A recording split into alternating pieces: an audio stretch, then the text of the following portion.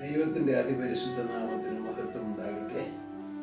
തിരുവല്ലയിലെ കേരളത്തിലെ ഒരു ഹൈന്ദവ കുടുംബത്തിൽ ജനിച്ചു വളർത്തപ്പെട്ട് ചെറിയ വയസ്സിലെ ഭക്തനായി ജീവിച്ച് രാമായണം ഭാരതം എല്ലാം പഠിച്ച് ശബരിമലയ്ക്ക് ശരണം വിളിച്ച് കാവടിയാടി അങ്ങനെ ഭക്തനായി ജീവിക്കുന്ന കാലത്ത് ഒരു ദിവസം ഈ 33 ദൈവങ്ങളെ ഞാൻ വണങ്ങുന്നതിൽ എന്നോട് സംസാരിക്കുന്ന ഒരു ദൈവം ആരായിരിക്കുമെന്ന് ഞാൻ പ്രാർത്ഥിക്കുമ്പോൾ ഒരു രാത്രിയിൽ വളരെ വ്യക്തമായി മനുഷ്യവർഗത്തിന് വേണ്ടി ജീവൻ കൊടുക്കാൻ വന്ന യേശു ക്രിസ്തു അതാണ് യഥാർത്ഥ ദൈവമെന്ന് എനിക്ക് ഒരു ശബ്ദമുണ്ടായി.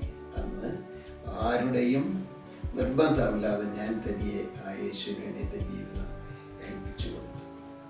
വളരെ മനോഹരമായ ഒരു അനുഭവത്തിലൂടെ കഴിഞ്ഞ 47 വർഷങ്ങൾ ദൈവം എന്നെ സൂക്ഷിക്കുന്നു. കർത്താവിനെ സ്തുതിച്ച് പാടുന്നത് എൻ്റെ ജീവിതത്തിലെ ഒരു വലിയ അനുഭവം. 100ഓളം പാട്ടുകൾ എഴുതി കർത്താവിനെ മഹത്വപ്പെടുത്താൻ സഹായിച്ചു. അതിൽ ഒരു വിശേഷമായ പാട്ടാണ് 136 സങ്കീർത്തനത്തിൽ 23 വാക്യത്തിലൂടെ പാടുന്നത്, എൻ്റെ താഴ്ചയിൽ ഓർത്ത കർത്താവ് എന്നുള്ളത്. ഒരു ദിവസം ഞാൻ തമിഴ്നാട്ടിൽ ഒരു കൺവെൻഷനിലെ സ്റ്റേജിൽ ഞാൻ തനിച്ചിരിക്കുമ്പോൾ, വേറെ ആരും വന്നിട്ടില്ല, ഞാൻ പ്രസംഗിക്കാൻ വേണ്ടി കാത്തിരിക്കുകയാണ്. തനിച്ചിരിക്കുമ്പോൾ അങ്ങനെ മുട്ടിൽ നിന്ന് പ്രാർത്ഥിച്ചുകൊണ്ടിരുന്നു. അങ്ങനെ പ്രാർത്ഥിച്ചുകൊണ്ടിരിക്കുമ്പോൾ ഒരു ദർശനം കണ്ടു.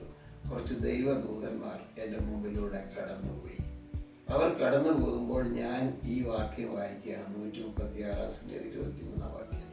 ഞാൻ ഈ വാക്യം വായിക്കുമ്പോൾ ഒരു ദൂതൻ എന്നോട് വന്ന് പറഞ്ഞു, ഈ വാക്യം ഒരു പാട്ടായിട്ട് പാടിക്കൂടെ എന്ന്. ഇത് ദർശനത്തിൽ. അപ്പോൾ വേറൊരു ദൂതൻ എന്നോട് പറഞ്ഞു, ഇങ്ങനെ എഴുത്, എൻ്റെ താഴ്ചയിൽ എന്നെ നനച്ചവനെ എന്ന് എഴുതാൻ പറഞ്ഞു. എഴുതി. അപ്പോൾ വേറൊരു ദൂതൻ വന്ന് അതിനൊരു രാഗം ഇട്ട് തന്നു. ആ രാഗത്തിൽ ആ സ്റ്റേജിൽ വെച്ച് ദർശനത്തിൽ തന്നെ ഞാൻ ആ പാട്ട് പാടി.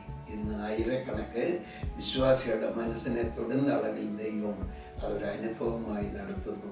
നാം താഴ്ചയിലിരിക്കുമ്പോൾ അല്ലെങ്കിൽ ചെറിയവരായിരിക്കുമ്പോൾ നമ്മെ ഓർമ്മിക്കുന്ന ഒരു ഉന്നതനായ ദൈവം സ്വർഗത്തിൽ ഉണ്ട്. ഇത് തന്നെ നമ്മുടെ അനുഭവം. ദൈവം നമ്മെ താഴ്ചയിൽ ഉയർത്തുന്ന ദൈവം. ഈ ദൈവം ഈ സാക്ഷി കേൾക്കുന്ന നിങ്ങളുടെ ജീവിതത്തെയും നിശ്ചയം ഉയർത്തും, സംശയമില്ല. ഈ ദൈവം നിങ്ങളെ അനുഗ്രഹിക്കട്ടെ.